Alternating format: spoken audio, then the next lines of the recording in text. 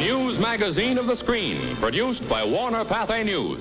Living glimpses of history in the making, presented as a public service and as a special service to Wisconsin schools by Wisconsin's largest bank, the First Wisconsin National Bank of Milwaukee, established in 1853.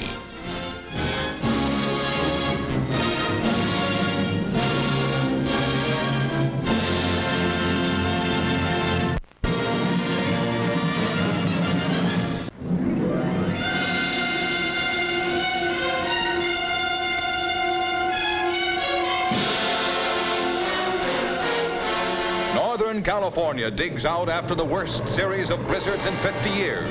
Roaring in from the Pacific, the storms have blanketed the countryside and halted all movement. Sometimes you have to dig for 10 feet to reach the roof of a car.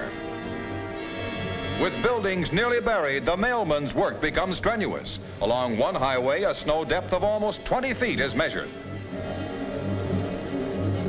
Below, almost hidden in the snow, lies the crack express train city of San Francisco, which stalled at Donner Pass, some 7,000 feet up in the high Sierras, while en route from Chicago to San Francisco. In Colfax, 34 miles away, nurses and other rescue workers board a relief train to go to the aid of the 222 passengers and crew members marooned on the snowbound streamliner. These scenes give an idea of the depth of the snow. The relief train finds the going tougher as it chugs higher in spite of a rotary plow in front to clear a way.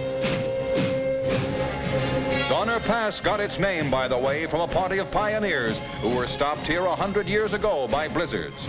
There were no diesel trains to come to their rescue, and many perished from cold and starvation. Though nature has run wild here, snows are necessary, for they provide waters that irrigate California's farmland.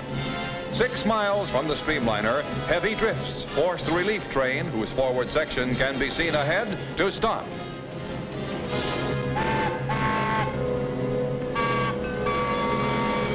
Provisions for the beleaguered passengers are loaded on Army weasels, which, because of their caterpillar tread, can get across the snow to the stalled city of San Francisco. The weasel is an amphibious vehicle developed during the war and since found to have a variety of peacetime uses.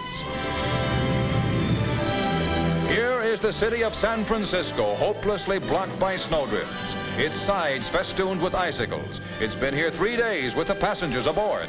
A news magazine cameraman is the first newsreel man there. For the last 2 days, the passengers have gone without heat.